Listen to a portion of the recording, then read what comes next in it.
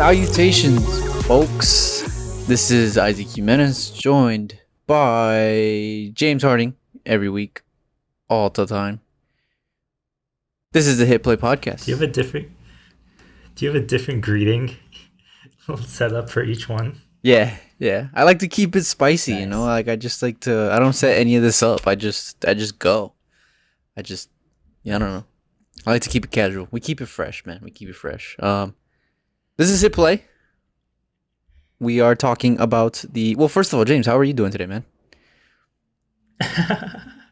Sorry. I'm good. I don't want to be a rude co-host. Hey, I cut you off. You forget about me. All right, fair enough. You're good, yeah? Everything good?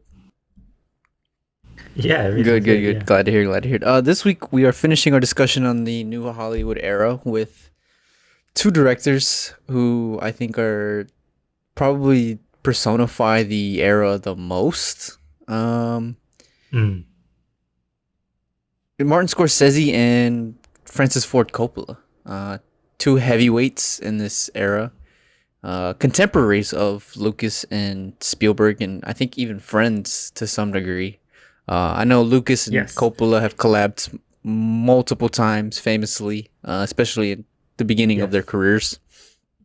Last week, you had asked me if it was Lucas and Spielberg that went to school together. It was actually Lucas and Coppola. Yeah. They had gone to school together. Yes. Yeah, I should have. They actually.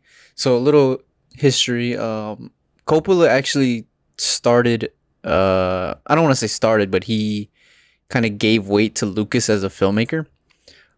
He funded THX 1138, which is Lucas's first feature film, which was based off a short film while he was at USC, and then he also produced American Graffiti, which got Lucas national fame as a director, and obviously led him to be able to create Star Wars and to have the career that Lucas ended up having.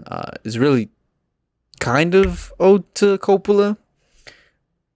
There's also a lot of, in Star Wars, there's a lot of references to Coppola movies.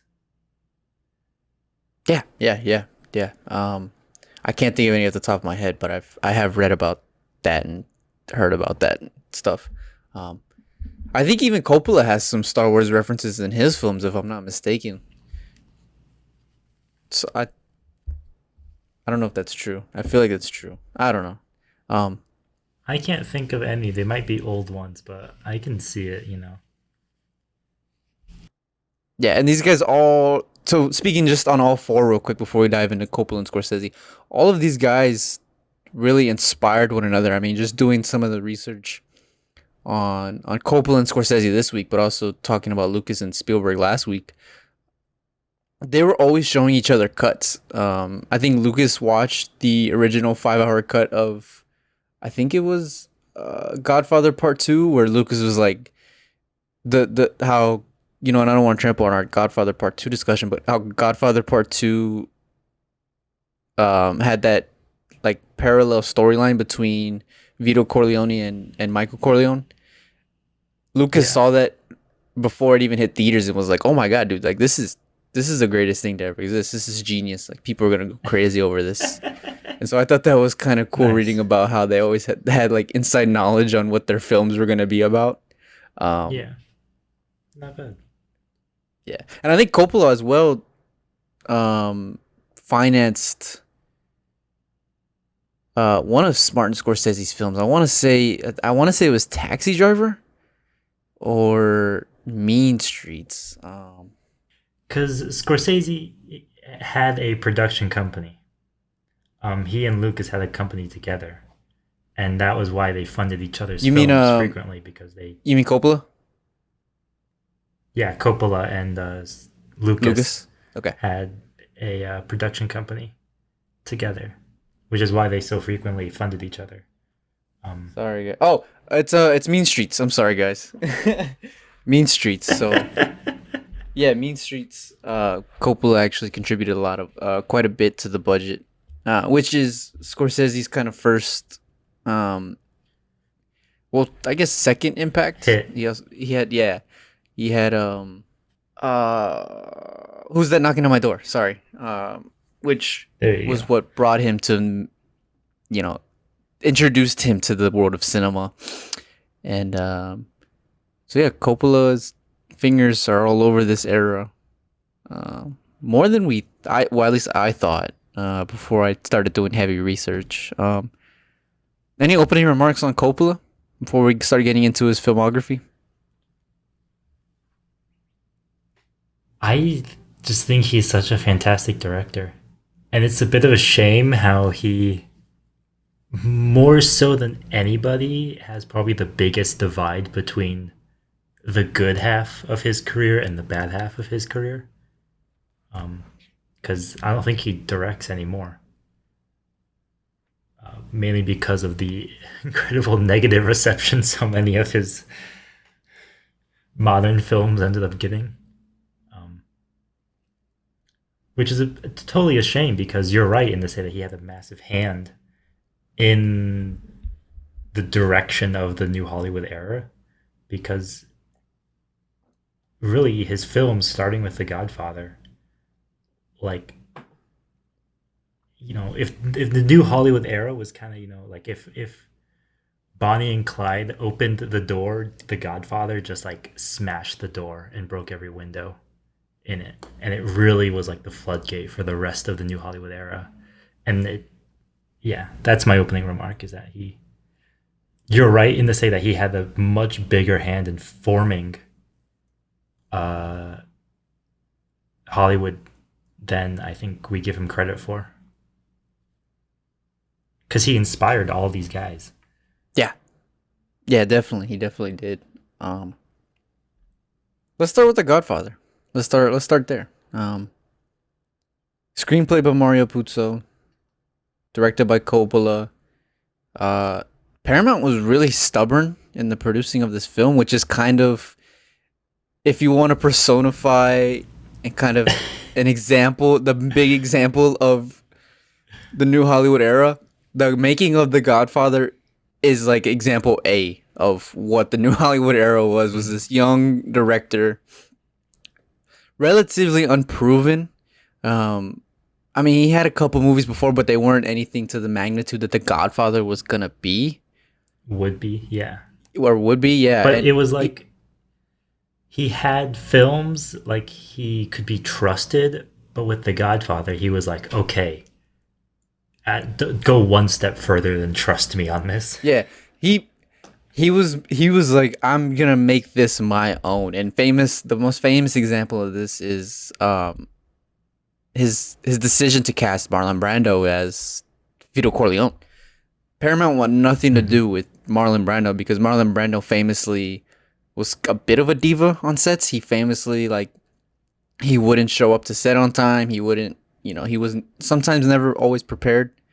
And Paramount was just like, we don't want anything to do with this. Like, first of all, he's an expensive actor.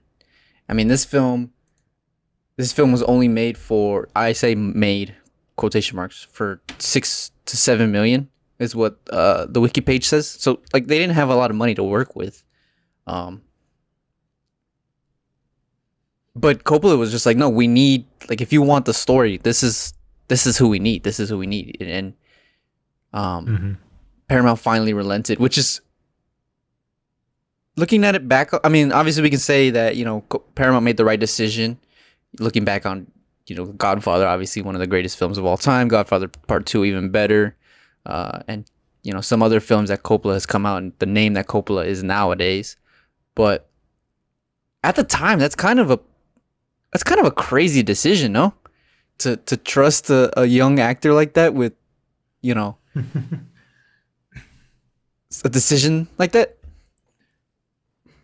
Young actor or young director? Young director, I'm sorry. No, I mean, so you were reading the Wikipedia page. They say Brando got 1.6 million for his role, which is almost, if it was made for $6 million, it's like 1/6 of the almost a third of the budget was just That's for Brando. Almost a third of the budget was him.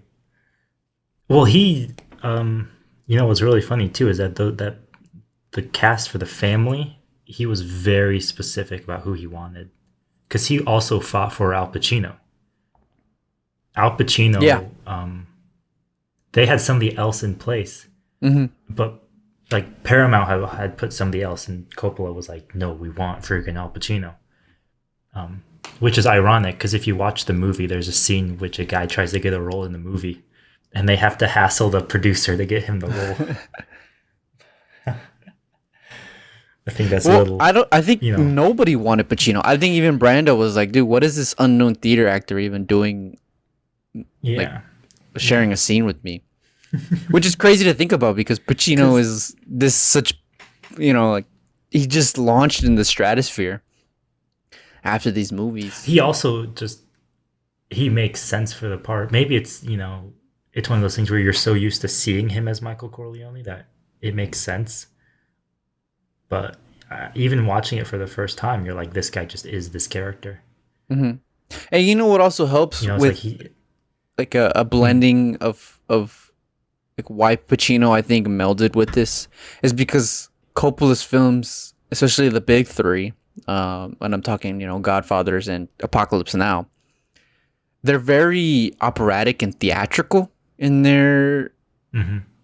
in their production, I guess. Presentation. Yeah, presentation. There you go. Thank you. And Pacino was a New York actor, a New York stage actor. So Mm-hmm. it just felt right to have a guy like Pacino who's not, I don't want to say not used to the cameras, but who can operate around a stage and is comfortable Mm-hmm. doing so because the Godfathers are presented as such.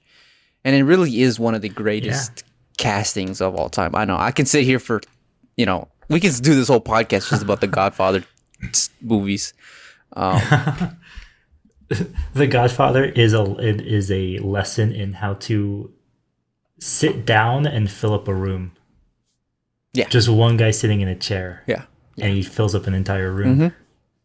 Hmm. He commands so much attention with just his eyes and his posture, and you kind of don't see that in acting anymore, especially with the kind of how we've advanced with our ability to move the camera and editing.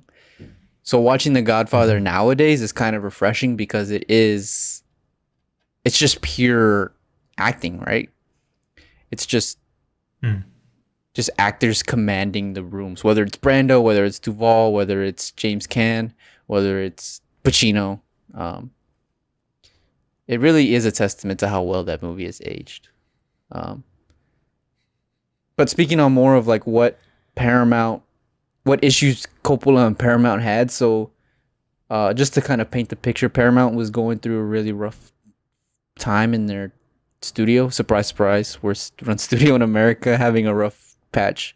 Um, Well, you should also mention that Paramount had made a gangster movie a handful of years prior to The Godfather that was a horrible flop, like a textbook financial failure for them. you gonna drop the name of the movie, or are you just gonna leave audiences in surprise? I'm looking at what It's the was it Brotherhood. called? The That's a Brotherhood. very good question. Brotherhood. That's Yeah, what it. directed by Yes, Martin Ritt. that was a so that partially contributed, I think, largely to Paramount's hesitancy around the production of this film, because Coppola makes a certain kind of movie, and this is something I want to touch on later, but he makes a certain type of movie, and I think Paramount could see that coming, and they were trying their best to like reel him back into the other direction and be like, hey man, general audiences are gonna have to see this too. Which is crazy because it's kind of funny that they would have that concern when I think everybody has seen The Godfather at this point. I mean, it's a 6, 7 year old movie, almost 60-year-old movie. Well, not only that, you can say that because not everyone has seen it, but almost everyone who has seen it has enjoyed it. Yeah, yeah, yeah. More so than that, everyone who's seen it has enjoyed it. He was almost fired at one point during the production of this movie. I think I believe Paramount wanted Elia Kazan to take over directing like halfway through the film. And he stayed because Brando was gonna quit. If Coppola walked off, I did read that. Elia Kazan obviously on the waterfront, A Streetcar Named Desire, uh, The Visitors. A great director. Wonderful director, wonderful early filmmaking director. Yeah. Oh yeah. Um, But no, Brando was like, if he goes, I go. And halfway through production, you don't want to lose your biggest actor. yeah. Uh, so just this is. I just want to preface this. I know we kind of rag on Paramount, and people are like, why don't they like Paramount that much? It's shit like this, basically. Also, they wanted the movie to be in Kansas City. Yeah, it was originally going to be set in modern day. Which Modern day Kansas City. That is such a bad. Like, this is why we rag on Paramount, because they make stupid decisions like this. And it is kind of funny that in my opinion, the greatest movie of all time, it should be at least in everybody's top 10, top 15. But it is kind of funny that Paramount lucked. I don't want to say lucked, but they have that movie, even though they're the worst studio of the modern studios. I always thought that was funny. I was like, damn, I hate Paramount so much, but the Godfather movies make me want to buy it or support you. Yeah. You know what's hilarious too is the fact that The Godfather was such a success that for part 2 they were like, okay, do whatever you want. Yeah, speaking on part 2,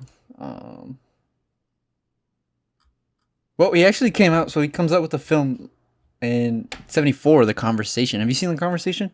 The Conversation.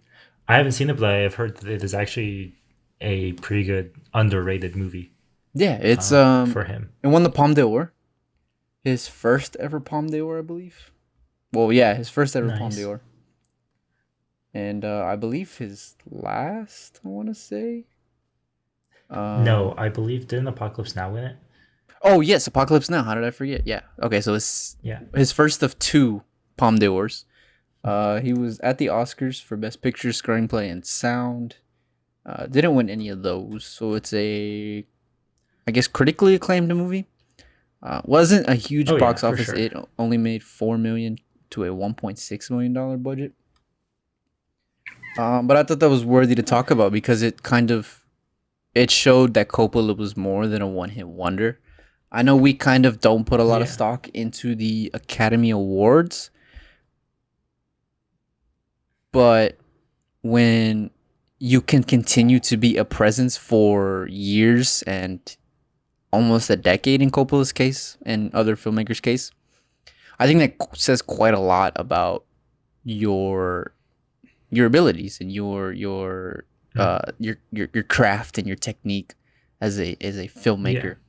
So I think that kind of, I know we talk a lot of crap about the Oscars, but I think it lends itself well to Coppola's case. And I also think for The Conversation, when I was saying that Coppola makes a certain kind of movie, at least for a certain particular audience, The Conversation falls much more in that category of, what he would intend his movies to be like, because it might not have been, a huge box office success, but it got the critical acclaim from, the people who I think Coppola is trying to make movies for, because the Palme d'Or is a panel of directors and actors and filmmakers, pretty much. And for me, him making that film between the 2 Godfather movies is more so just, a better testament to what kind of a director he is. So yeah, that's what I would say.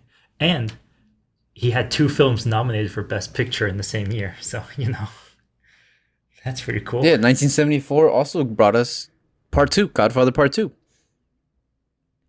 Not only The was he nominated, he had 2 films nominated for Best Picture, but 3 actors from The Godfather Part 2 were nominated for Best Supporting Actor. That is absurd. That just shows Yeah. the level of talent that was on. Um, Godfather Part Two better than Part One or equal? How do you feel about Part Two? So I watched it for the first time earlier this week. And so I had heard that it was like on par with Part 1, and I love Part 1. Um, I have a lot to say about it. That, like I said, we could do a whole podcast on The Godfather, which we might as well. But I will say that I would have loved to have seen that 5-hour version because I wanted more of the Vito storyline. Mm-hmm. The Michael storyline, I think, is on par with the first one. I think if I got to see more of Robert De Niro, that would have, for me, elevated it even more. Because I loved that storyline. And I wish I had more of it.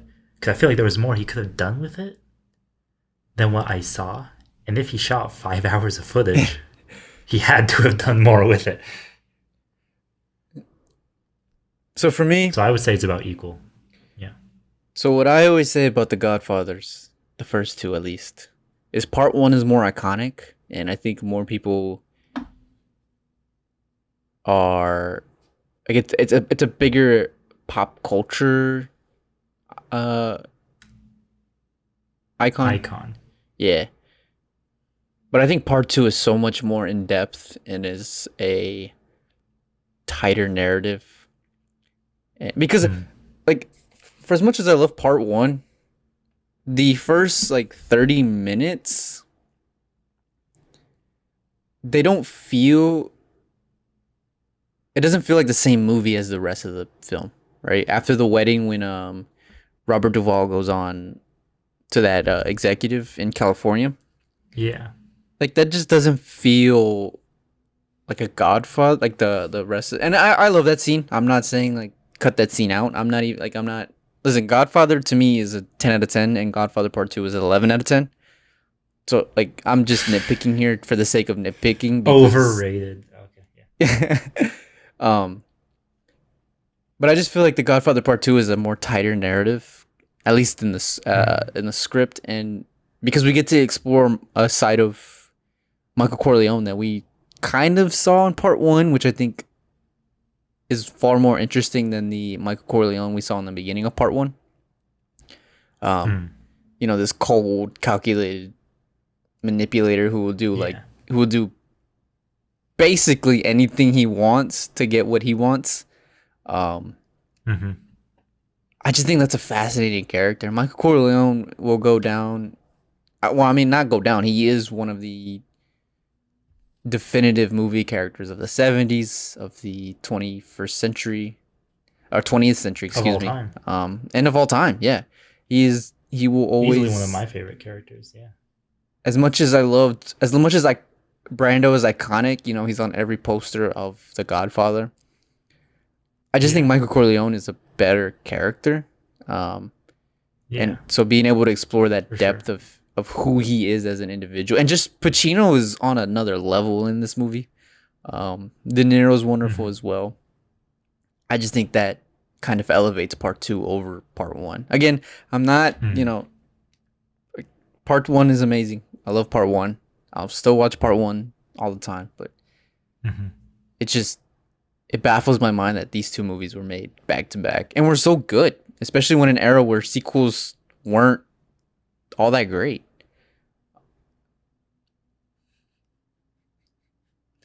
Yeah.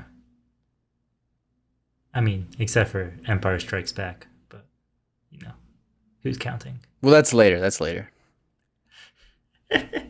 Nevertheless, don't talk crap about Empire Strikes Back. No, I personally like Part 1 just because The depth that I get out of part one um, is much more on the technical side of the film than it is the emotional and the characters. Because Francis Ford Coppola, like, he's one of those directors where everything that is in his film is in there for a reason. Like, there's no mistakes. Yeah. With him.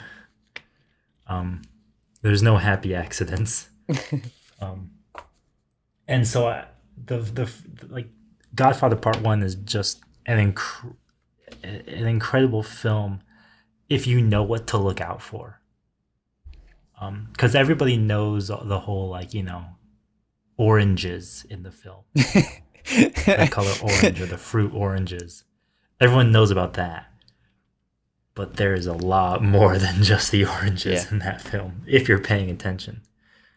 Coppola is just an incredibly meticulous... I mean, put this into perspective. You can buy on Amazon Coppola's annotated notes for The Godfather, his personal notes to himself about the story. It's a 700-page long book. Jesus. That's what this guy put into this movie. And I just didn't get all of that out of part 2. I feel like part 1 was much more subtle about its... Because the real underarching narrative behind the Godfather movies is the classic Death of the American Dream story. Yeah. Everyone has their own version of that. This is Coppola's version of it. I feel like part 2, it's a lot more in your face, whereas part 1, it's a little bit more subtle and nuanced. Like, the opening scene where the guy is like, I love America. It's a beautiful country. And then he starts talking about how his daughter's in the hospital and she's beaten up and broken. It's like, if you're not paying attention, you don't know what he's talking about. Yeah. And I appreciate that a bit more because, I don't know. That's just the kind of movie that when it's done well, I really do appreciate that. And I think Coppola is that kind of filmmaker more than anything. Part 2 is amazing. But I think it's amazing because, like you said, so much of that film is in Al Pacino and his performance. And in the story. But man, one of the things I love about part 2 is that so much of the action happens just by characters looking at something. I don't know if you've noticed that in that film, but so much information is communicated just by characters looking at each other. And not in that kind of, the boring way that a lot of people think is deep and meaningful, when characters are having internal thoughts and they're like, look at this character stare out into the distance. Mm-hmm. They're having an existential crisis. Isn't that cool? It's like, no, it's boring.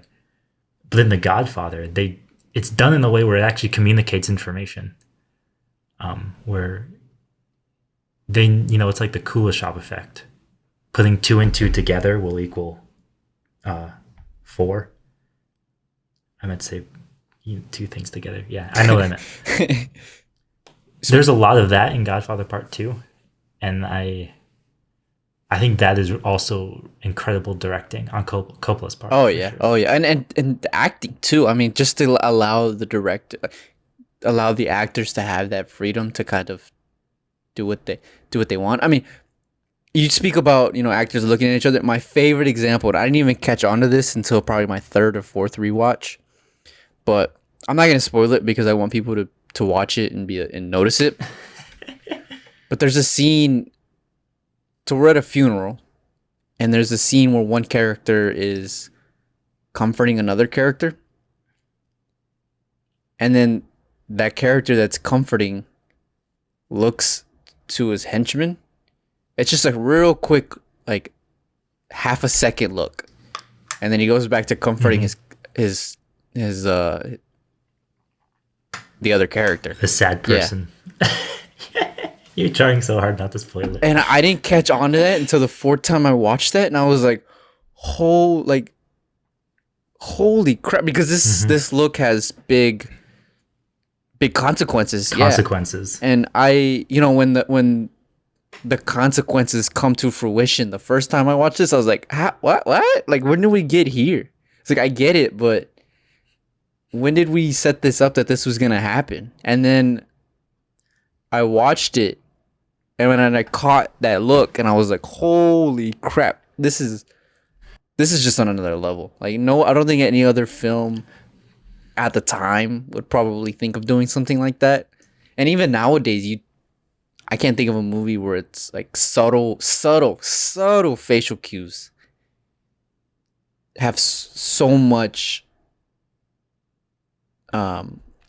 purpose. Yeah, and it sets the stage for later actions in the narrative. And it's just brilliant filmmaking, these two movies. It really is. And I'll say that about Coppola as well. Going back to him being incredibly meticulous. These are really films. It is amazing to me that these films are like as well receptive across the board as they are, because I don't think Francis Ford Coppola really intended these films for general audiences. Like I said, I think whether he does it consciously or unconsciously, he definitely makes movies for filmmakers. Yeah. And filmmakers are looking for those kinds of things, they're looking for things like the oranges, or the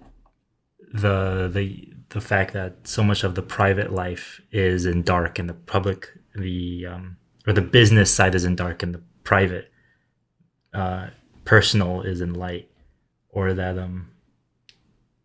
even just the irony, everybody talks about, oh, it's business, don't take it personally, don't confuse personal with business, stuff like that. Filmmakers are just looking out for stuff like that, and I think Coppola keeps that in mind. And that's what he's trying to do, or who he's making the movie for. But the fact that they're just so well acted and they tell such a cohesive story is what really makes them appreciative beyond just those technical aspects. And that might sound pretentious to say, but to quote Francis Ford Coppola, don't be afraid of being pretentious. And I think he intends for the audience to draw those things out of this film. He wants you to see the oranges and be like, what's the deal there? What's my interpretation? And what's cool about these movies too is they're kind of life lessons, you can watch the movie now and kind of scoff at some of the quotes that the Corleone family says. Yeah. But like a man who doesn't spend time with his family can never be a real man. That's a heavy hitter quote. Yeah. People always, everybody now says the it's only business, not personal quote. But that is a quote that is relevant to a degree. Yeah, it's a theme throughout the entire films. Yeah, it's an ironic theme, but yeah, it's there. And I think a lot of that, what you're talking about, is part of also what I think makes The Godfather influential and important, because the overarching, so before the new Hollywood era, in the old studio days, there was the Hays Code, which, if you don't know, for the audience who doesn't know, it's a set of guidelines to things that you couldn't or shouldn't show in your films, both things that you physically were not allowed to show in your film, like you couldn't show what's an example, a dead body, I think, is one, or something like that. I also think like a woman's thigh is another thing. I, It forbid you from showing stuff like that. But there were also kind of like moral guidelines as well. And one of the key guidelines of the Hays Code was that crime doesn't pay. That's what they said. Crime doesn't pay. Because gangster movies were really popular, um, but the gangsters were still the villains and the bad guys. And crime doesn't pay, so it always ended with them dying or losing or getting thrown in jail or what have you. So I think what Francis Ford Coppola really took advantage of was the freedom to, post Hays Code, the freedom he had to take the gangsters and make them the main characters in not really a crime film, but like a family drama. And they're sympathetic and they're funny and you grow attached to them over time. That hadn't really been done before. It probably was, but it wasn't done well, at least to the extent that Coppola could do it. And that was really, I think, what helped make The Godfather. When you're talking about those life lessons, I think that comes from it being a family drama more than anything. yeah. And I think that's also part of the staying power. Because without The Godfather, without the idea that you could do a sympathetic portrayal of mobsters Anti-heroes and gangsters and bad guys like this, you wouldn't get Goodfellas, or you wouldn't get The French Connection, or The Sopranos. Yeah. Yeah. Breaking Bad too. Breaking Bad's another Breaking Bad, yeah. another anti. It kind of shifted the paradigm on that whole idea, because then you get movies like The French Connection, where it's like not only does crime pay, but it wins a lot more often than we want to believe. Yeah, yeah. Martin Scorsese might not have a career if it weren't for Godfather, kind of giving Setting audiences, the stage.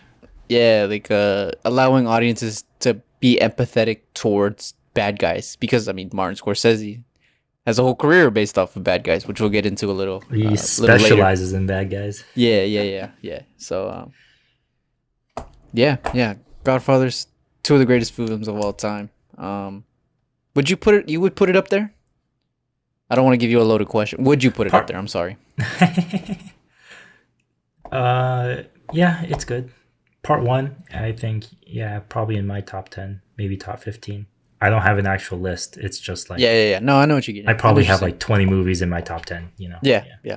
Just depends on what day of the week it is. Yeah, seriously. we should do a pod on that, just top 10s. But oh yeah, not a bad idea. Hey, speaking of top 10 movies, yeah, let's get Taxi into the. Driver. Am I right? We'll get into that later. Let's finish up Coppola here. Okay. Apocalypse Now. Okay, now speaking of top 5s, yeah, this is easily Apocalypse Now. Oh yeah, this is a heavy hitter for sure. This is the movie that I think I talked for about 20 minutes on when we did our podcast on war films. Yes. Because and inspired me to go watch it. You actually, hadn't seen it then. Yeah, it inspired me to go watch it. You hadn't seen it then, and now you have. Yes, I have. What'd you think? Ah, man, I can see why it took forever to make. Just my first reaction. I'm curious. Do you have a favorite scene? So I was gonna ask you. This movie, we talk about the Godfather movies, kind of having those iconic scenes. Well, I don't know if we talked about it, but The Godfather has iconic scenes, right? Where, if somebody's like, "Hey, you remember, like the Vegas scene in 1, or you remember the horse head? You just said the horse's head, and people automatically know." Yeah. I kind of feel like Apocalypse look how they Now massacred my boy. Yeah. That's a good one too. I kind of feel like Apocalypse Now doesn't have a definitive scene in it. Well, and this is someone who's I'm coming off my first at least viewing. 2. Okay, it's your Well, first feeling. okay, so the only I one I would could say it the only has one I two could definitive say scenes. so I take that I rescind by not saying any. The one I can think of is when the air cavalry unit is going in and Robert Duvall is going Oh yeah.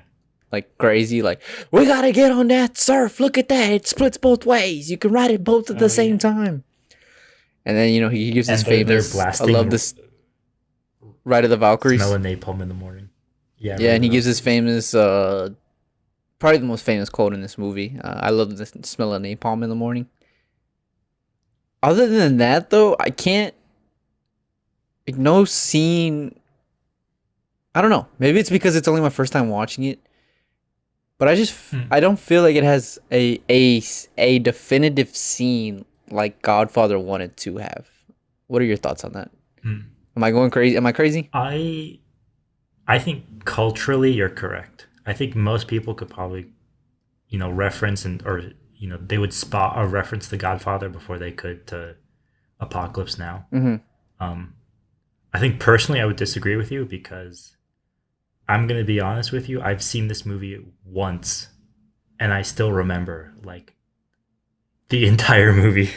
No, I'm not I'm saying. thinking everything from like when my favorites. I would tell you for me one of the most definitive scenes in this film um, is when they first show up to where Kurtz is, and they have all those like Yeah, the that's a good one. spikes, and there's that yellow Mm-hmm. fog, and the dude with the film camera shows up. That scene to The me canoes part ways. Yeah. is the first thing that yeah that comes to Okay. me the Yeah. first Yeah. time. Okay. But and then again, I could also reference like I saw this movie like 4 years ago, and I could still tell you exactly what happens in almost every scene. Yeah. I'm not saying it's. Well, I'm like. First of all, I'm not saying it's a bad movie. I actually It's really, not I boring. really, really, really liked it. I really, really did like it. And I'm not Yeah. saying it's boring or anything like that. It's definitely if you like Coppola and you like the Godfather movies, I think this is a very, very well done movie. A good Hmm. adaptation, surprisingly, of a book, even though not really a lot is derived from the book. But then again, a So lot it's is not so derived from the much book, It's not so much an adaptation. It's more like and a it's inspired by. retelling. Yeah, it's inspired by. It's Yeah. Heart of Darkness by Joseph Conrad, Mm-hmm. but it's what what's here. Here's what's interesting. Now that you bring this up, what Paramount wanted to do with The Godfather, which was take the story of 1920s gangsters and put it in modern day Kansas, Coppola does with Apocalypse Now. And it He works. takes the colonization of Africa and turns it into the Vietnam War, Yeah, and it works. it's yeah. It surprisingly works for being a completely different time period and completely different setting, and completely different maybe characters. we maybe we were too harsh on Paramount for that decision. So yeah, actually, this movie it's gonna stick with me for a while. Very well done. Oh I yeah. think it was like I said. This is Coppola being very operatic and theatrical with his movies, and Hmm. this is another wonderful example of that. Where it feels like you're watching a theater production but on screen. Um, I can see why it took over a year to make, and I can see why it cost as Oh much as yeah. it did. But I think that lends itself well And because it is one of the greatest movies of all time. It's definitely top 30 for me, I would say. That's just kind of this is my raw like take. I okay. haven't thought about this at You all. watched it Um, today, didn't you? yeah, I did watch it today. I actually watched it. I finished it like 30 minutes ago from when we started recording. So, Nice. um, Yeah. this is a fresh. Jeez. This is a fresh Isaac take that it hasn't been fully realized and Digested. compartmentalized and digested. Yeah, but Mm. it is a good movie of showing the devolvement of a soldier, two soldiers really, and just how Mm. crazy the Vietnam War was. I mean, this theme of American interventionism that is lifted from the original novel fits like a glove uh Oh yeah. with the Vietnam War.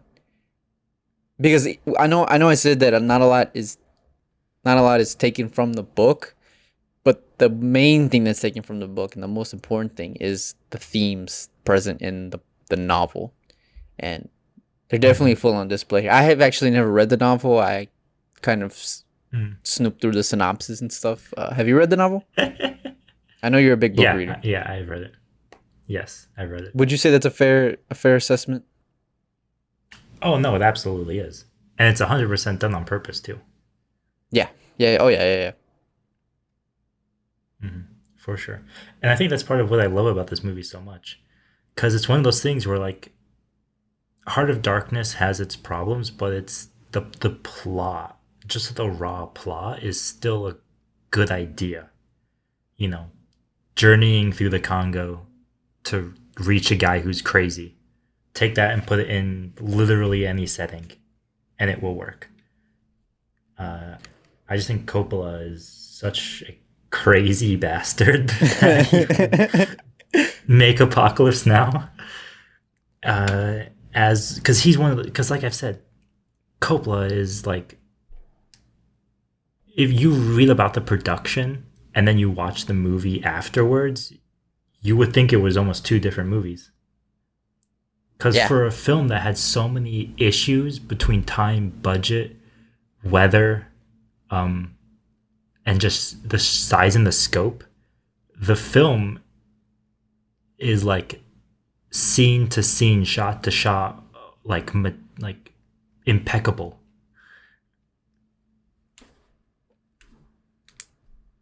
Yeah. It all fits very well as a narrative, and um, yeah, it's a wonderful war movie. It's definitely, if we were to go back in time with the knowledge I have now of Apocalypse Now, I think Apocalypse Now would probably be at the top of my list. Probably top three war movies, Hmm. because it's so Yeah, much different than other war movies too, that we, yeah, that sometimes we kind of like. It's not very. It's not super bravado and like guns yeah. blazing, like America F It yeah sits more on mentality. the it sits more on the philosophy side of war than it does on the Yeah, action yeah, side. yeah. And just showing how these veterans were messed up, man. They were really messed up with this war, Oh yeah. and any war. And in But some ways, it's also what I love about Apocalypse Now too is that it's one of these movies where there's actually like a lot in it, to the point where I'm like, okay, this scene took place before this scene, but that was like, an hour before the end. I don't know how to explain it, but there's so much in it that it almost feels impossible that it could all be one movie. mhm. So much happens throughout the course. Um, so you might criticize that and say it's not as cohesive, but I think that it fits what Coppola was trying to go for more than anything. Um, and he's just a crazy guy. I mean, Apocalypse Now, if you want to talk about a risk, the fact that that paid off, that Apocalypse Now was successful both critically and publicly, led to the death of the new Hollywood era. Because it was the fact that they took such a massive risk on this movie, and they not only faced the terrible production, but went through with it and then reaped the rewards. And studios were like, okay, you want to make a crazy film for an absurd amount of money? We'll finance Yeah, that. And then every one of them failed. And studios were like, never again. We're only going to make safe bets from here on out.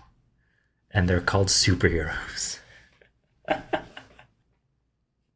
or yeah, yeah, really just superheroes. So really, Francis Ford Coppola gave us the superhero era we're in now. Like I said, he's influential in more ways than one. Damn, he's so good. He's so good. He's So everywhere, man. we kind of alluded to this I think during our war episode where you talked about Apocalypse Now, but kind of some of the issues that the film went through. Mm-hmm. Mm-hmm. So Brando showed up late, I think. They had to replace actors. A typhoon destroyed a lot of their sets. They're shooting in the Philippines, which is not an easy task. Martin Sheen had a heart attack like 3 months into the year, I think. Brando showed up. He was like 300 pounds overweight and didn't have any lines memorized on purpose. Yeah. So yeah, Martin Sheen had a heart attack. His brother had to fill in, actually. So Oh, jeez. if you can spot That's crazy. Joe, but the difference between Joe Estevez and Martin Sheen, you're doing a whole lot better than Coppola, because even Coppola says he can't figure out which ones are which. Yeah, Brando was infamously, I mean, he's a diva that we kind of alluded to earlier. He was a pain in the ass for this movie. He showed up overweight. He showed up with no lines memorized. He demanded that the character of Kurtz that he plays not be referred to as Kurtz. I didn't know if you knew that. He didn't read the book, Hearts of Darkness. And then... Which is hilarious because it's like a 90-page book. Yeah, he didn't read the book. And then he was like, I don't want to be known as Kurtz. Like, this name is stupid. So Coppola was like, all right, whatever. Like, we can change the name. So they go through the whole film not saying Kurtz. But then not Coppola, Brando reads the book and is like, you know what? This is a powerful character. Okay, I want to be known as Kurtz. So then Coppola has to go back and redub all of the lines where Kurtz's name, the original name, is said, and has to change it to Kurtz. There's the famous, I mean, not famous, but there's the scene in the beginning when Harrison Ford is giving his orders. If you notice very, very carefully, and not even carefully, I noticed it right away without even looking, without even like any research into it, but his mouth says one thing, but Kurtz comes out of his mouth. And I was just like, God damn. This is not even, this must have been painful. This must have been painful for Coppola, because this isn't the era of non-linear editing where, you know, you can just open a Premiere and just Control-C, Control-V, audio clip out, insert new audio clip. Like, this is still film reel, so it's a little more difficult to do. Jeez. Yeah, this movie shouldn't have been made, and yet it was. And it's very interesting because this also, like, it marks the end of the New Hollywood era, but also marks the end of Francis Ford Coppola's golden era. Pretty much his career, if you look at it another way. Yeah, more or less. I mean, more blunt about it. So he has Godfather in 1972, Conversation 74, Godfather Part 2 in 74, Apocalypse Now 79. So he has a good little 7-year run. We really don't hear from him until The Outsiders, right? Yeah. I mean, he did a musical. Which is, in fairness, he did a musical. Outsiders is not a bad movie. No. I'm not saying it's a bad movie. I actually really enjoy it. Well, yeah, depending on who you ask, Coppola's career either ended after Apocalypse Now or ended at Godfather Part 3. Yeah. Because Which I have not seen. So yeah, I haven't seen either. And I don't really want to see it. I think I want to kind of... Because people... So if I put... What I've been told is if Godfather is 10, Part 3 is a 7, which is still a good movie, but for two of the greatest movies of all time to be let down. Like, it's kind of like how, you know, how we put... In our Nolan episode, we were talking about how we put Batman Begins and Dark Knight in... such a high echelon of superhero movies and just movies in general. And then it'd be Dark Knight Rises comes out. Yeah. It'd be like Dark Knight Rises being even a level less. That was the comparison I was told. And so I was like, you know what? I think I'm okay not watching Part 3. I have the whole trilogy. Maybe I'll do it one day, maybe I don't know. I Yeah. feel like 2 is the definitive end, but Yeah. And Coppola saw it that way, actually. To, so part 3 was going to be called something completely different. It wasn't supposed to be part 3. But the studio was like, no, it's the Godfather. It's going to be part 3. So Coppola has gone on record in saying that The Godfather is part 1 and part 2.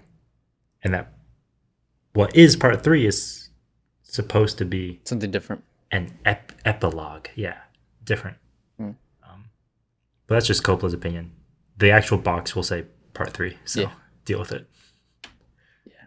So he does Outsiders. He does The Cotton Club, which was nominated for a lot of Golden Globes and Oscars, but was terrible at the box office. And that I think kind of put the nail in his coffin. He does a comedy, Peggy Sue Got Married, which is the Kathleen Turner movie.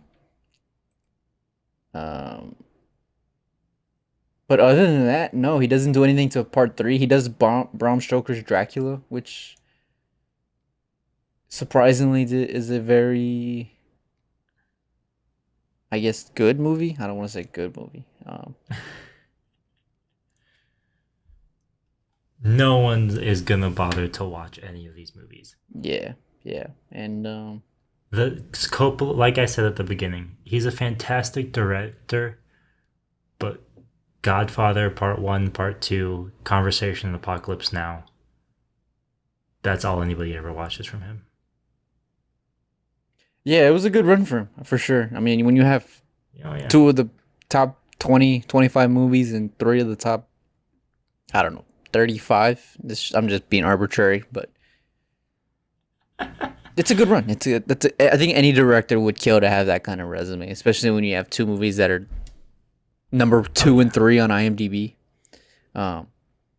He really established the not just but what you could accomplish with just a vision and creative control. That was what he had on the Godfather films. Yeah. That was what he had on Conversation, and that's what he had on Apocalypse Now. Mm-hmm. And he said that more so really than Spielberg or Lucas did. And I think when people say that the new Hollywood era was the auteur era, I think Coppola is one of the first names people will think of. Yeah, yeah. I think Sam Peckinpah would be the second name, but I think Coppola would be the first name. He's planning to produce a film in 2020, Megalopolis. Did you know that? I did not know that, and I've never heard of that film either. Yeah, it's about the aftermath and reconstruction of New York City after a mega disaster. Sounds like a sci-fi channel movie. So it sounds like it actually got killed in production. That's hilarious. Oh, yeah. So it got killed in production because I guess studio executives thought that it would be too likened to 9/11, and that they didn't really want to touch that subject, which is interesting. Understandable. Interesting, nonetheless. Yeah, it's kind of looking at his wiki page and his IMDb pages. It's kind of sad to see his career have the fall that it did. Lesson learned: people never cast your own family in a film. But I think you're talking about his daughter, Sofia Coppola. Yeah. Hey, she's a good director, man. She's a good director. She's a good director. Yeah, absolutely. She just wasn't born to be in front of the screen. So, Winona Ryder was actually supposed to be in part 3. Did you know that? No, I did not. But I've never seen part 3, so yeah, that's crazy. I don't care.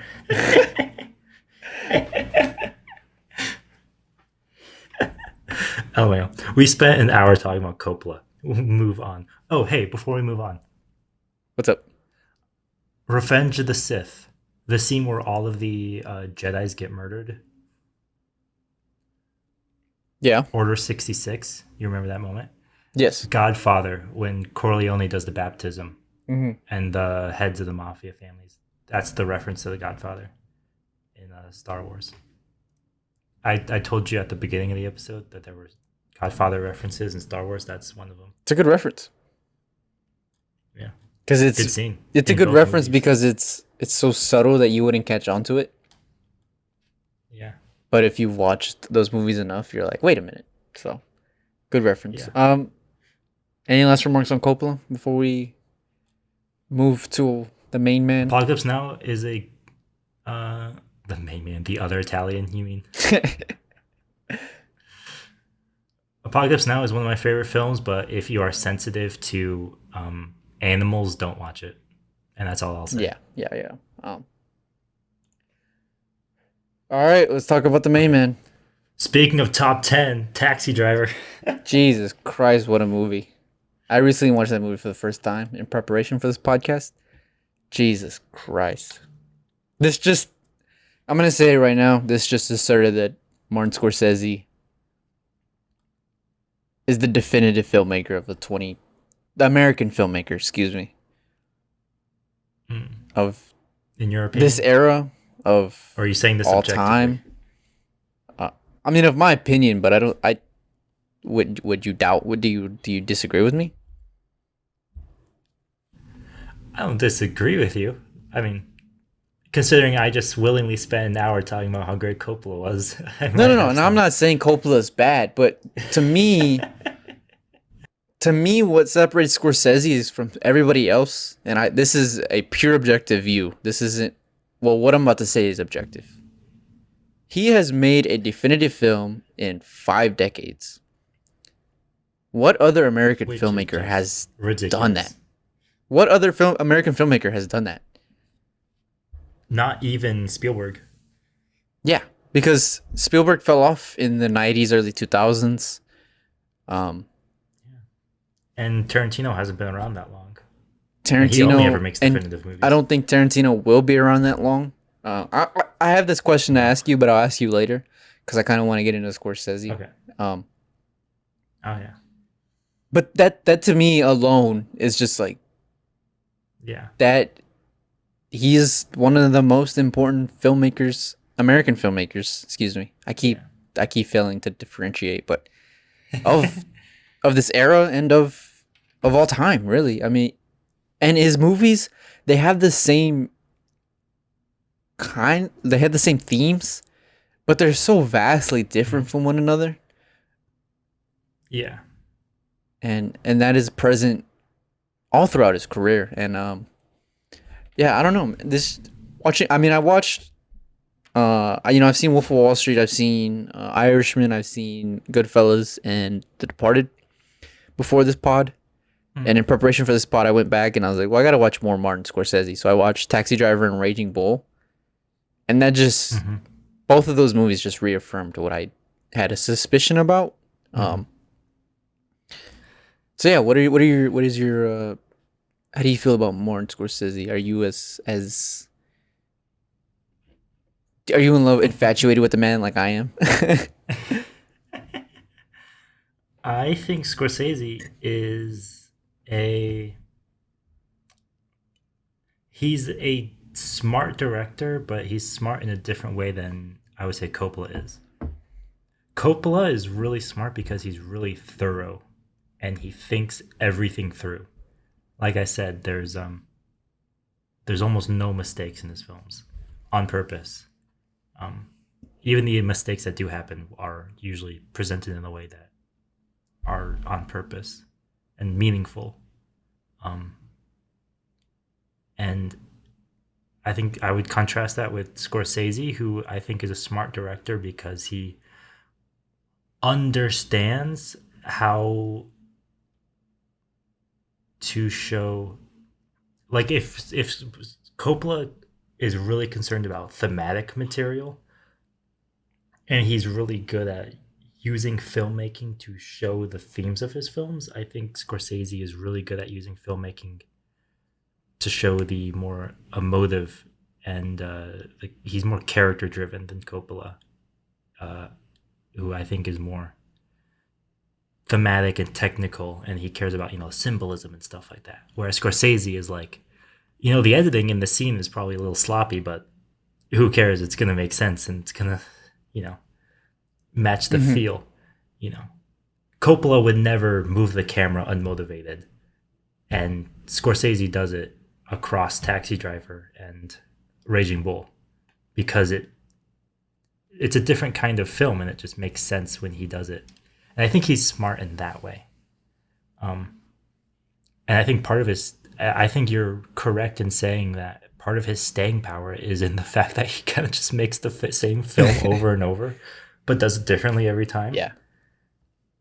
Because then it's like hey, if it ain't broke, don't fix it, Yeah, and because audiences are so captivated by those the types kind of of characters. the characters that Scorsese makes. And his movies, his characters, they feel so authentic because to a degree, Scorsese was those characters. He was an extremely self-destructive person in his younger career. He had a serious cocaine addiction. Yeah. He's gone through numerous marriages, which I don't think can bode well for the human psyche. But I think that his empathy is really what is driving that filmmaking style. Yeah. I think, he has. Which is extremely present in Taxi Driver. Let's get into Taxi Driver. First off, I just want to say the look of this film. Well, this is authentic 1970s in New York. I mean, I was doing some of the research and listening to some breakdowns of the film. They didn't have the money to afford a fancy setup. They didn't have money to shut down streets. Mm-hmm. They didn't have money to kind of do a lot of things that films need money to do to make it feel as if it was a production of their own. And so that's why you see like kids playing in the streets with the water fountain. That's why you see, extras kind of just doing random things in the background because they didn't have that. And yet it gives itself an authenticity to 1970s New York, which was a sewage dumpster. A dumpster fire of a city. Yeah, and it lends itself well to the narrative and the kind of showing the destructiveness that De Niro, what he's surrounded by, and why his destructive inner psyche is so is a thing. This is a really powerful movie too because I think it's one of the first times, you mentioned The Godfather showing that gangsters can be empathetic. This is one of the first times I think in cinema that we saw a loner be empathetic. Like a destructive... The original Joker.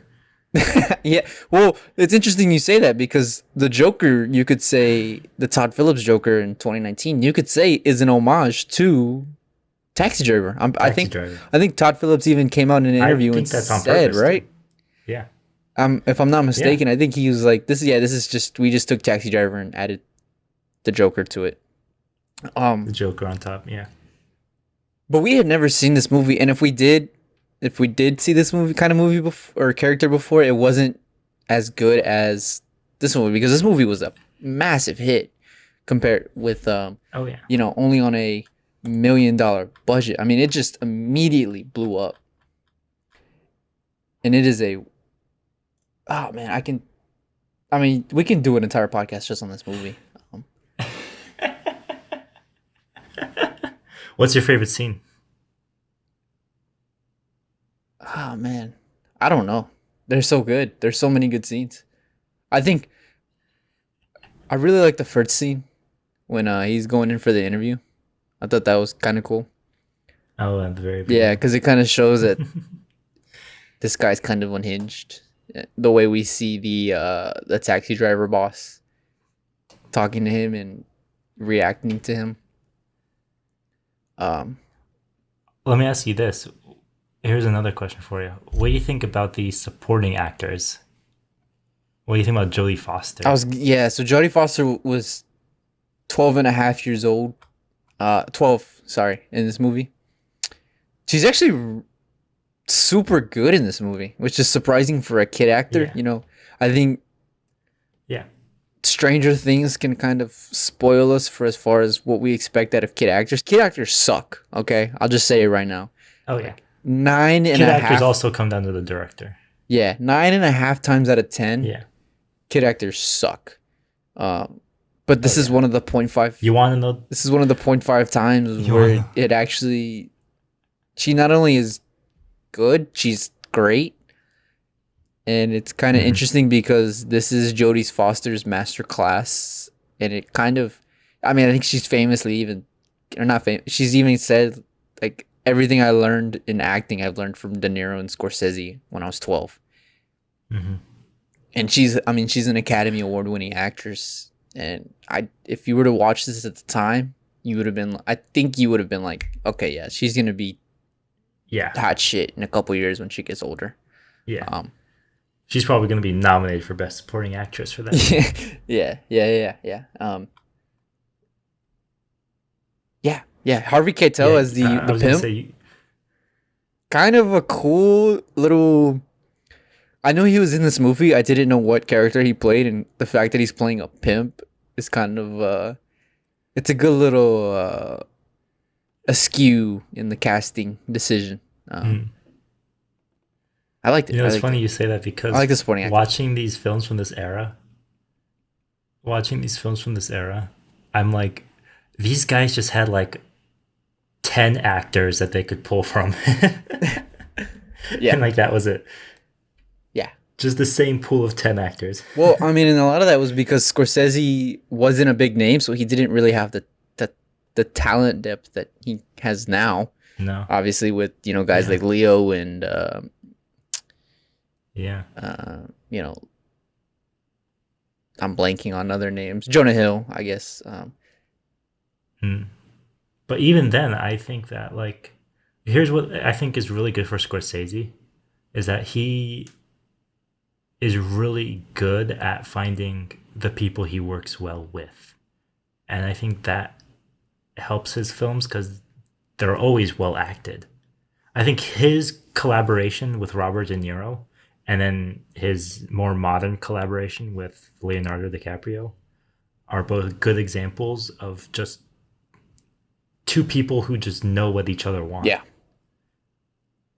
yeah. I think De Niro's even said in interviews like sometimes we don't even say anything. We just look at each other and we just know what we want to get out of a scene or something. And I mean, they have That's all. hilarious. I think I was gonna keep cutting you off. no, you're good. I was just gonna say that I think they've collaborated on 11 films together, which is absurd. Oh yeah. And you know what's funny too? I was gonna say that like I bet they didn't even have to talk to each other. But the fact that they actually didn't have to talk to each other is hilarious. I didn't know that. But they work so well together that I feel like they would just have that kind of relationship. And this is one of those great movies where Robert De Niro just it's not even acting, it's just behavior, you know? Yeah, and there's so many little things about the character that we learn from how Travis uh, carries himself and reacts. Mm-hmm. My favorite one is when he's in the cab with the senator. The senator goes in the cab with him, and he's like going on this whole spiel about the city and whatever, and he drops an F bomb. Yeah. And there's like a slightly noticeable tick when he drops the F bomb, and that little tick that De Niro does just tells us so much about the character. Yeah. Man. You know what's one of my favorite scenes too? Is the Martin Scorsese scene. Yeah. When he's in the cab when Martin has a role and he's like talking about killing this wife. And it's funny because it's literally Martin Scorsese acting in his own movie. But that scene is still very important because it's where he starts to get that idea of murder. Yeah. And it kind of that drives confirms him just a little bit. Yeah. it confirms to Travis that he's not alone. That there are other Yeah. effed up people in the world just like him. Yeah. And it speaks He so learns the much. wrong lesson, Yeah, and yeah, he yeah, believes it means it's yeah, okay to be effed up. yeah. But nevertheless, You know what's cool too about that scene? I nevertheless, was listening to hmm. a podcast about this movie. Scorsese learned a lot about acting from De Niro in that scene, Hmm. and I think Hmm. that in turn helped his directing because De Niro Oh when they were yeah. on set was like, look, the line says turn the meter off, but you need to make me turn the meter off, and until I believe you, I'm not turning this meter off. Which is why Scorsese's like begging him to turn the meter off for so long. Because in a lot of films, it'll be like turn the meter off, and he'll turn the meter off. But De Niro was like, no, no, no, you have to make me. Like, I'm demanding this out of you as an Yeah. actor, and that kind of clicked for Scorsese, and that just paved the way for how he directed actors for the rest of his career. Hmm. And it gave I De think. Niro and Scorsese that trust. Go ahead. Oh yeah. Because I also think not only does Scorsese have the empathy for those kind of characters, but I think that to me really highlights how well De Niro understands those characters as well. Hmm. Well, he famously went on I think it was a couple months just working as a taxi driver in New York Yeah. Which for a just to movie this get small, in the basically an character. independent film, Yeah, $1.9 million budget. put that much effort into it. And Just this was crazy, released man. this was released, was it the same year? 2 years after Godfather Part 2. Whew. And it won the Palme d'Or, didn't it? Yes, it won the Palme d'Or. So Which is just crazy. yeah, it's an What'd you think interesting of movie. Raging Bull? I liked it. It's a classic Scorsese destructive individual. Mm. Told very well because it's a sports movie, and Scorsese doesn't didn't like sports movies and still hasn't done another sports movie, so it's kind of fresh in that take. Yeah. um yeah, it's very good. You know Once what again, I thought was interesting about Raging black Bull? and white. What did you think of the black and Oh white? yeah, the black and white. Because this was released in 1980, so they had color Yeah. back then. Yeah. Well, Taxi Driver's in color, so Yeah, we know they had color. yeah. It's one of those things where I can't put a finger on why they would have done it, other than maybe just emotively would have made sense. In a weird way, I think it works because that character, whose name I'm totally blanking on, the main character, Jake his name LaMotta. Joe, Jake. Okay. His world is so black and white that it kind of makes sense because the movie is basically through his eyes. But it's one of those things where I don't know. I think it's nice. I mean, black and white is really difficult. I don't think a lot of people understand that. Yeah, It's not as simple because as you have to just change your the world, lighting. You have to change your set dressing. Oh yeah, There's a lot of things you have to change when you you can't swap tell to what's black going to and show white. up as white and what's Yeah, going to show up as black. yeah. Especially when you're shooting on It film. takes a lot more effort. Oh yeah, I don't think people realize how difficult black and white is. No. Um, Well, it's easy now because you literally just put the black and white film on a camera, on Yeah. your phone camera. Yeah. But for black and white film, it's a little different. Can I go back to Taxi Driver real quick? Just like a quick snippet, like a little 5 second thing. Oh yeah. Yeah. I want to ask you this question because this is something that Okay. has been gnawing at me since I've watched this movie Okay. and I've done some of my research. Okay. Is this the best blending of director writer combo? That's, you know what? I'm disappointed we did not bring up Paul Schrader. So it's written by Now you Paul mention it. Schrader, who is a phenomenal director. He does Rolling Thunder. He does. He does Mishima, A Life in Four Parts. Don't forget. Um, yeah, Paul Schrader is such a fantastic writer. American Gigolo. He works with on Raging Bull again. Sorry, I just want to kind of touch on it. Yep, Raging Bull. I remember a very, very long time ago, somebody had made a comment. I don't remember if I saw this online or in person. I think it was online. Somebody had made a comment like, what's the point of a screenwriter? Directors get all the credit. And they were like, well, would Martin Scorsese be half of what he is if it wasn't for Paul Schrader's scripts? And it's like, no, he probably wouldn't, because Paul Schrader writing all those, writing Taxi Driver and Raging Bull. I mean, it's easily one of the, best combinations of writer, director, and actor. Mm-hmm. I think Paul Schrader just wrote an incredible script. I think Scorsese just understood it, and Robert De Niro just embodied the character perfectly. I mean, I might be able to say it's one of the best because there are 1,000 amazing combinations of writer, actor, director. You know, The Social Network also comes to mind. Yeah. But no, for sure. Paul Schrader definitely deserves way more credit than we can possibly give him, especially the fact that I forgot to bring him up. He's a fantastic writer. Oh yeah.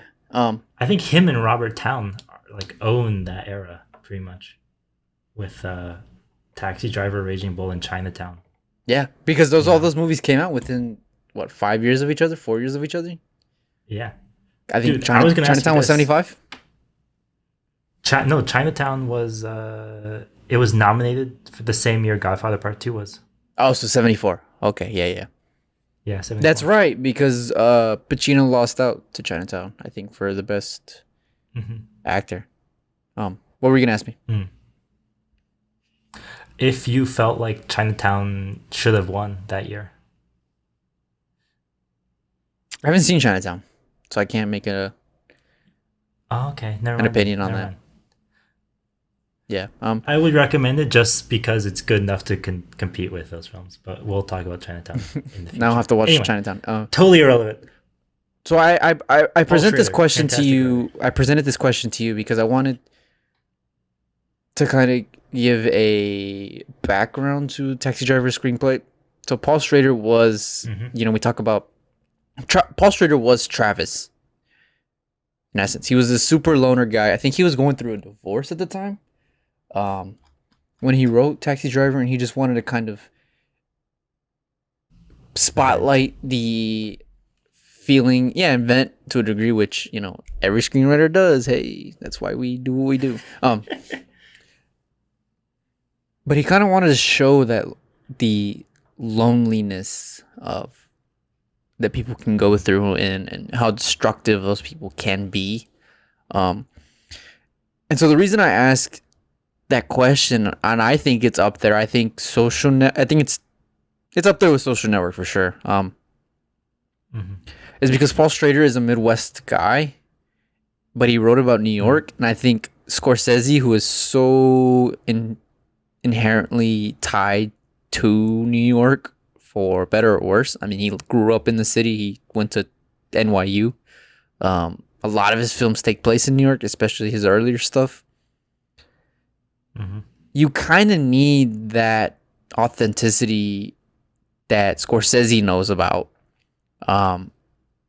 to enhance the film. Because could you take a director from California and make it about New York? Sure, but you wouldn't get the 70s New York aesthetic, because I think California director, or I'm not even trying to say this about California, just any director who's not from New York, wouldn't make the city as dirty as it is.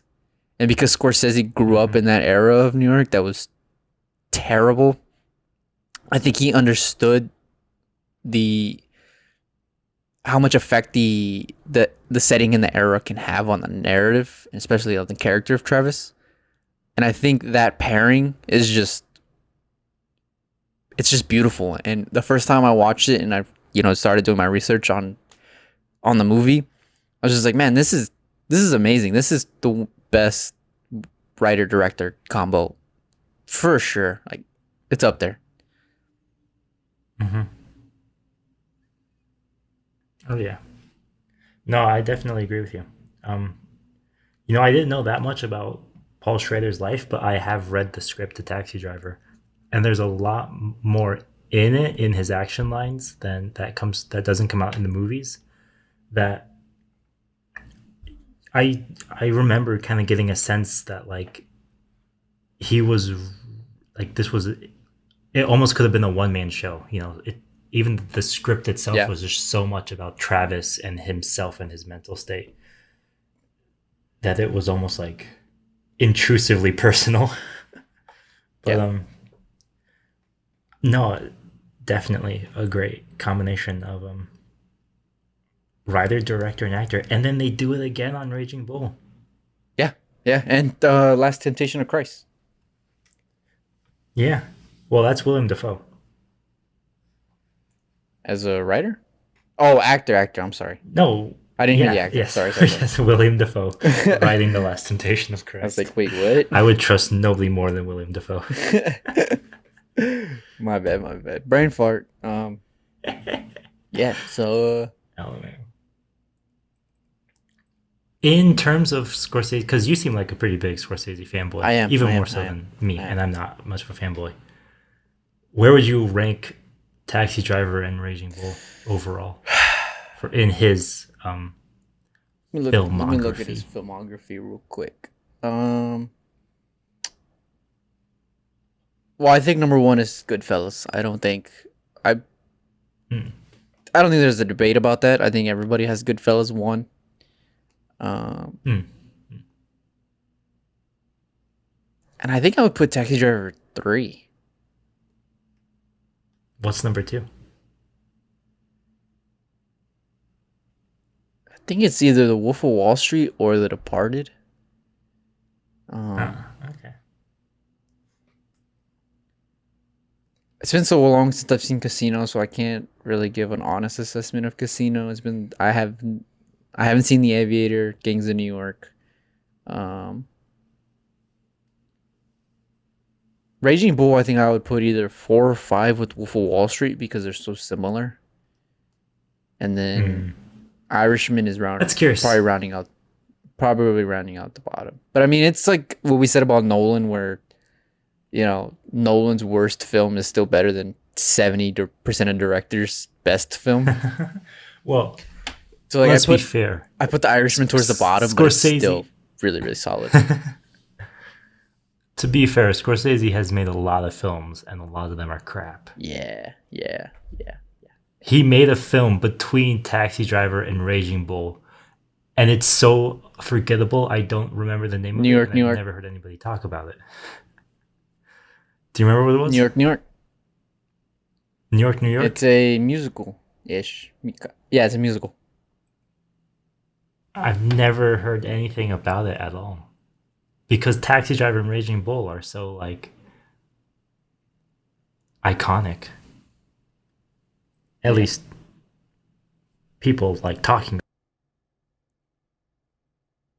Yeah, I mean he's not even immune to that later in his career. I mean, the king of the comedy, excuse me, king of comedy was a flop. After Hours was okay. It kind of did well. New York Stories, no. Even after Goodfellas, he had Age of Innocence. He had Kundun, Bringing Out the Dead.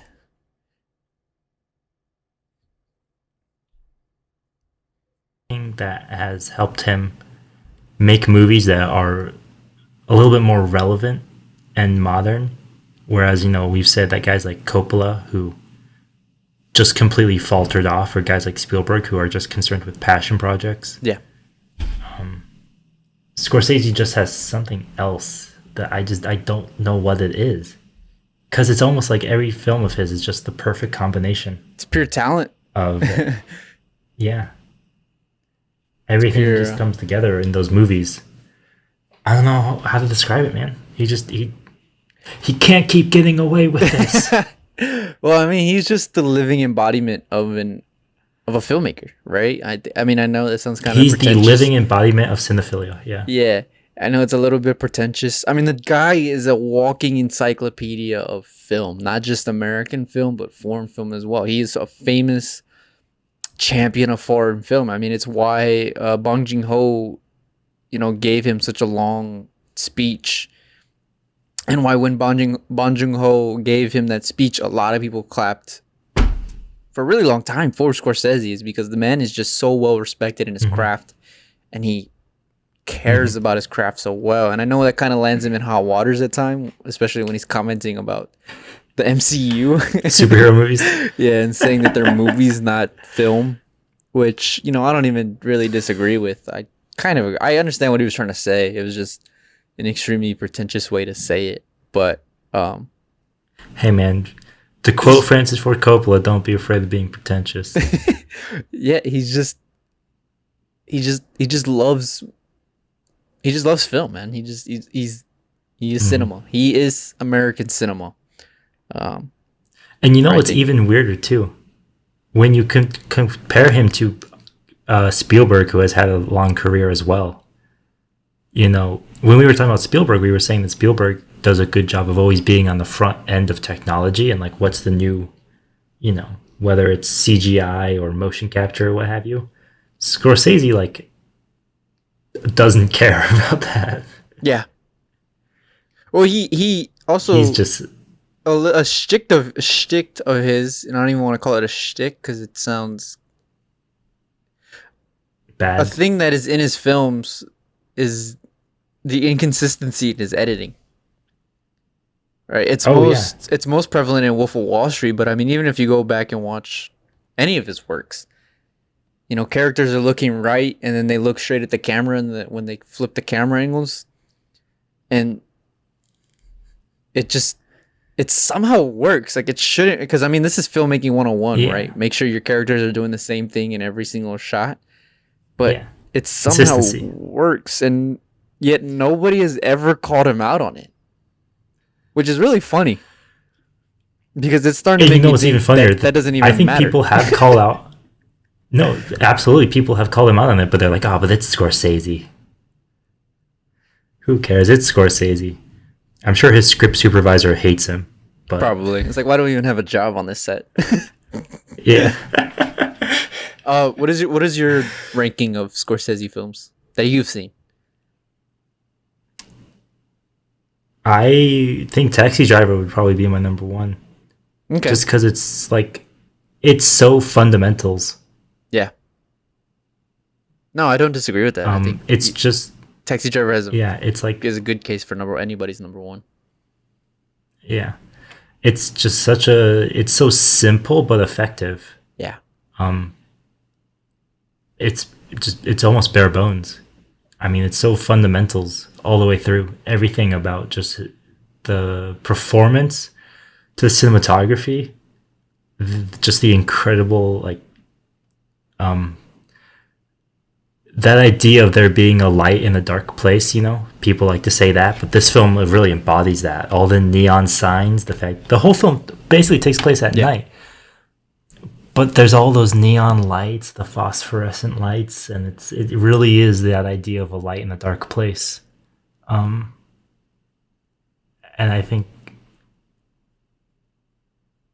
Paul Schrader's script. I mean, Brilliant. that's why it would be my number one for Yeah, Scorsese for absolutely sure. brilliant. It is And in it has a those iconic scenes. yeah, it's a really well done character study as well, which I think I was watching a Tarantino video where he was breaking down Taxi Driver. He calls it the greatest character study in cinema, and I'm inclined to agree with that. It is, Oh yeah, and it surprisingly has aged phenomenally well for being a movie in the 1970s. Um, because even movies that are made in 2005 don't age phenomenally well. But the Taxi Driver, which was 40 something odd years ago, it still holds up to this day, and it's still a character that is present to this day. I mean, we're talking about loners who commit acts of violence. I mean, just look at school shootings or even Incels, the Capitol riot to a degree. Go on a Reddit subreddit. You go find them. They're just still go around. on the Reddit. Yeah. Yeah, and it's a character that at the time we didn't really want to talk about, but has become more and more prevalent in our modern day and has been brought to the forefront. And I think Taxi Driver, it did a lot for more than just cinema. It did a lot for the American society, for better or worse. So yeah, I would say for better. What is because I think that's part of the strength of like, I don't mean to cut you off. But no, you're good. I will. What we were talking about with Coppola, where how he really helped sympathize the villains with The Godfather.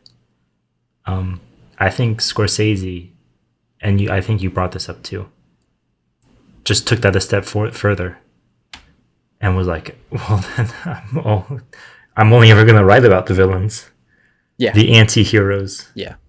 And sometimes it's a case of like, if you idolize them, you're reading them wrong. They're not meant to be idolized. They're still villains. They're still bad people.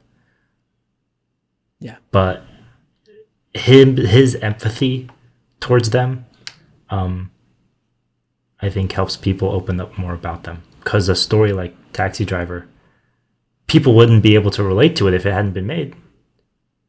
And if people can relate to that, then I think it can help them.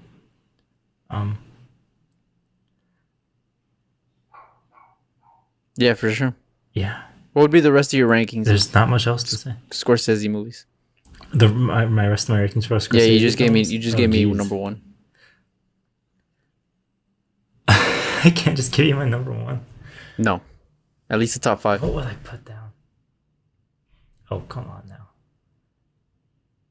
I would probably put. Jeez.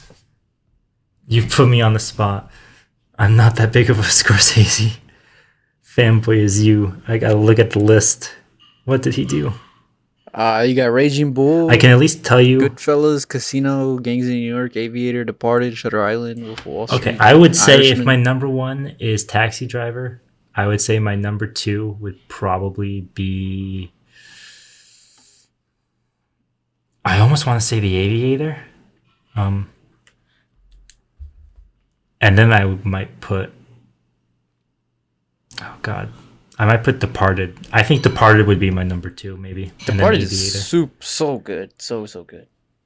Oh yeah, and it's funny because that's what, dude. If freaking Paramount said put The Godfather and put it in modern day Kansas, if it turned out as well as The Departed, I would have been okay with it, because that's what The Departed is.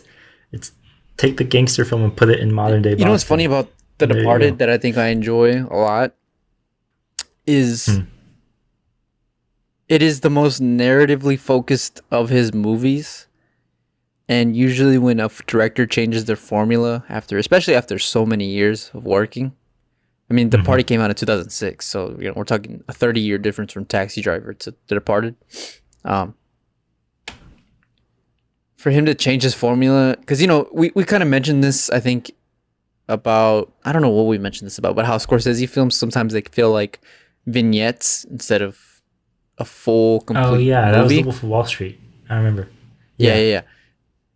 So a lot of his movies feel like little vignettes and short films within a larger narrative, but The Departed does not feel like that at all, and yet it is one of his most solid works, and one of the more definitive movies of the 2000s, which I think let him have that second wind. I mean, Gangs in New York and The Aviator, he had some commercial success with those movies, but I think The Departed showed that he could still have the critical success that he enjoyed during his run in the 70s and 90s. and Oh allowed him yeah. to make movies like Shutter Island, Wolf of Wall Street, and The Irishman, and Killers of the Flower Moon, which we're getting hopefully sometime soon. So, What? No, no mention of silence. no mentions of silence. No, that All was right. done on So purpose. as we near the end of our conversation, I want to ask a thinking question for you. Okay. How do you see the role of Catholicism in both of these directors' movies? Well, it's definitely it's forefront of their films, and I think they grow up Catholic. I feel like they did because it Yes. is such a prevalent theme in their movies. Scorsese, I think, has a quote where he says, "The two most important things in my life are movies and what does he say? Maybe it was like the two most important things about my childhood were watching movies and being Catholic, or something like that." I might be paraphrasing horribly, but no, definitely a big theme. I mean, it's inspiration for him as both of them as individuals, um, Oh yeah, and it adds a little layer to his films that I don't think many filmmakers try to emulate, but kind of don't achieve. And I think it's not bad. I'm not gonna say that. I'm not a big Catholic Church kind of guy, but I'm not gonna say like, "Bleh," like get this he sick out of my doesn't. He's movies. not Catholic correctly enough. Yeah, Yeah. I mean, he's still making movies about cocaine addicts and yeah, deplorable people. So, yeah. Well, there's that again. There's a bit of that empathy in that. What I think really comes through, specifically in Scorsese as well, is how forgiving he is of his characters. Like at the end of Taxi Driver, uh, Travis Bickle is completely like forgiven for everything. yeah, When he's shown in the newspaper, that's like he has been absolved yeah. of everything. Um, and I think Scorsese more so than Coppola is very very forgiving of his characters. Sometimes maybe it's a little bad where you get Wolf of Wall Street where you're like, okay, somebody should stop this. But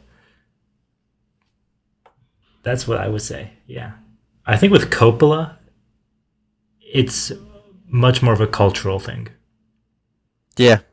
Much more of a cultural And thing. it's more Um, because the Godfathers they're Italian American, right? And Italian Americans are mhm. most notably Catholic. So that kind of makes you kind of have to make them Catholic because it is such a big part of Italians' yeah. lives. Is the Catholic Church. What's actually really funny too is that Spain, when Spain, so there was a guy named William of Orange who broke off from Spain.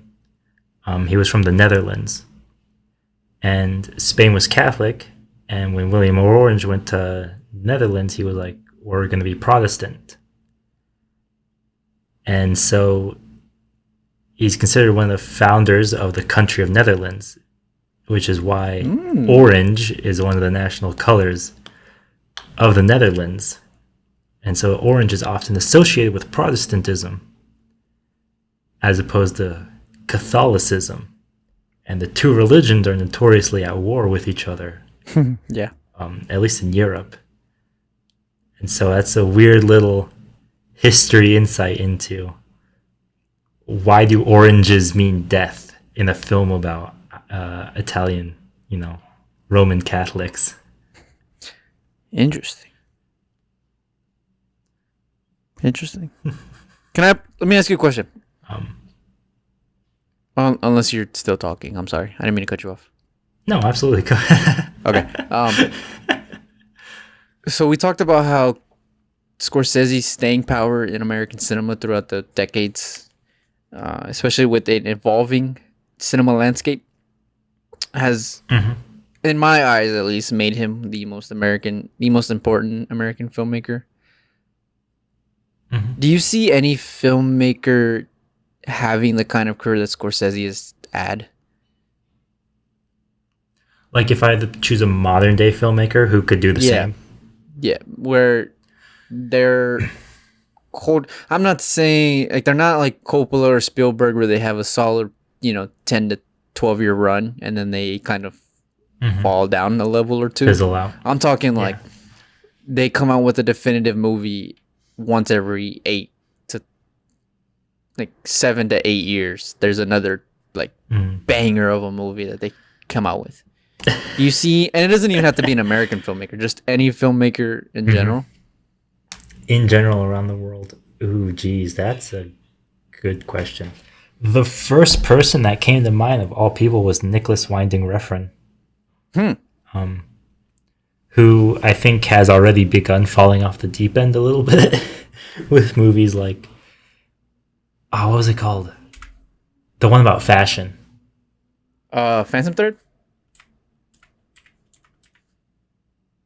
No, that's Paul Thomas Anderson. Oh yeah, my bad. Nicholas Winding Refn did Drive, the Ryan Gosling movie. Hmm. And I think if he could come out with another film, not similar to Drive, but on par with Drive, in terms of just how captivating it is, I could see him being similar. Because he already has kind of his own, he makes the same film over and over every time. So he has that element going for him.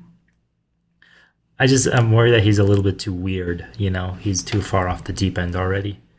Because I don't know if I can think of another director who will have that staying power. Because we have to keep in mind, though, Scorsese had a lot of flops back in the day. Yeah. So most people probably didn't think he was going to stay around for as long as he has. Yeah. If it wasn't for those, super definitive movies. I think, I think one of the big issues we have is that, and this is not an issue whatsoever, but a lot of directors nowadays are really concerned with their entire filmography. I remember David Fincher saying that, like, everybody wants to have a perfect filmography where every film is a banger film and is just 10 out of 10 amazing. And he was like, I'm okay with just doing what seems interesting. And directors back then, guys like Spielberg and Scorsese, I think when you loved making movies, so you just made what fell into your lap.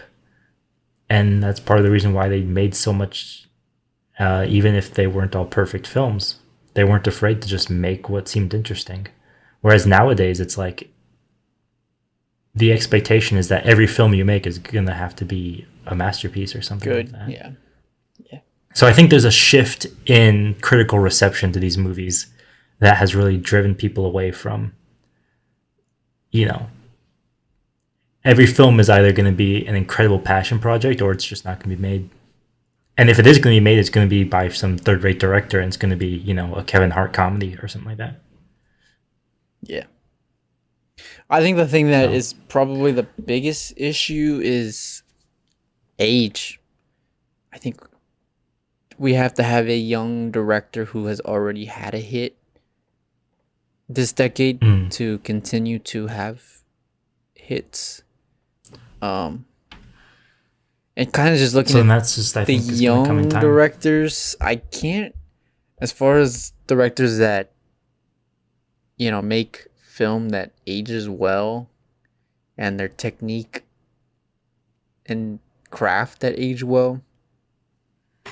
I also can't think of one off the top of my head. I mean, Tarantino has famously said, I'm only going to make 10 movies. And even now he's kind of going back on that. Like, should I just end with Once Upon a Time? Even guys in their, 30s and 40s like Nolan or Fincher, I feel like they eventually they're just gonna run out of ideas, right? I mean, they don't seem like, at least with Nolan's case, it doesn't seem like Nolan is encapsulated Yeah. encapsulated by narrative. He's more encapsulated with the technicality of film. Yeah. The scale of his ideas. Yeah. And for better or worse, since The Dark Knight, that's kind of been the trajectory of his career, where his narratives have kind of been put to the side, and I think eventually you kind of get bored of just blowing shit up, and so Yeah. I don't know that question either. I know I presented you that question, and it's kind of bogus of me to not give you an answer. It's unanswerable. Yeah. Yeah, it is really an unanswerable question, because it is such an anomaly that Scorsese has the career that he has, because a lot of his contemporaries, once the 90s rolled around, they were kind of done. At least being not done working, but kind of done being cultural, icons that they were during the 80s. I mean, we're talking about, guys like James Cameron. We're talking about guys like Ridley Scott, Brian De Palma, who were phenomenal actors in their own right during this era and during the 80s and a little bit in the 90s, but just haven't been. I mean, James Cameron obviously came out with Titanic and the Avatar films, but I don't feel like he has that same kind of mainstay that he had back in the day. Same with Ridley Scott, especially with Ridley Scott. Jesus Christ, talk about a fall off. So yeah, save it for another time, Isaac. It's just sad, man. This dude came out with, good films in the 80s and 90s, but whatever. Yeah, it's an interesting. Do you feel like Hollywood is getting older? No, actually, I feel like Hollywood's getting younger, and I think a lot of that is because indie films are starting to become more popular. I mean, we talked about A24 a couple weeks ago, but even like Fox Searchlight is starting to get a lot of popularity, and horror films like Blumhouse Productions are allowing directors to kind of get first-time directors to get their feet wet, per se. So I feel like Hollywood's definitely getting younger in that regards. I mean, obviously the top of the top in terms of directors are, Nolan, Tarantino, Villeneuve, Fincher, guys like that who are, they've been around a while, but I feel like I see a lot more younger directors in the box office than I do older directors. For sure. Okay. I don't know. Yeah, because I think one of you disagree. Things that we kind of, well, no, I don't disagree with you whatsoever. Okay. I just think one of the things that we haven't really mentioned is the fact that these guys were all in their like early and mid 20s when they were making these films. Yeah. They were like fresh out of film school. They were young. They were kids. And we want to, they're no older than you and me. We want to touch on, the impact that New Hollywood had. A lot of the directors that we've talked about are impacted by this era. And 100%. even younger directors like a Greta Gerwig or I have my list here of directors. So people like PTA, Paul Thomas Anderson, Linklater, Wes Anderson, Peter Berg, Greta Gerwig, David Fincher, Tarantino, all the directors that we've kind of talked about in terms of modern day directors, all influenced by this era, and they have kind of started their own era, which in a way is kind of cool to see how they took what New Hollywood did in terms of standing up to the studios, and also just in terms of changing the narrative of film and what you could do with a camera and a script. And they're just kind of going bananas with it. It's kind of cool to see. It's kind of cool to see that influence still prevalent today. I mean, these films that we've been talking about are just so definitive in filmmaking. They really, I mean, to name a name, The Godfather specifically, we should just outright say, probably raised the bar higher than any other film we could talk about. It just showed so much more what you could do. And the films that we haven't talked about, we didn't talk about The Graduate, we didn't talk about Chinatown, we didn't talk about Bonnie and Clyde, we didn't talk about Days of Heaven. Yeah. Shout out to Terrence Malick. That's my one Terrence Malick reference for today. I mean, keeping that streak going for all you folks keeping track at home. Keeping that streak going. We all of these films, you know, I briefly mentioned Sam Peckinpah films like Straw Dogs and The Wild Bunch. I mean, what these guys were doing, they got there first and they just did it better than anybody else. Yeah. And really just taking stuff that, like, I mean, guys like Sam Peckinpah, you know, were inventing slow motion. I mean, like, the things we take for granted in movies today, these guys were doing for the first time.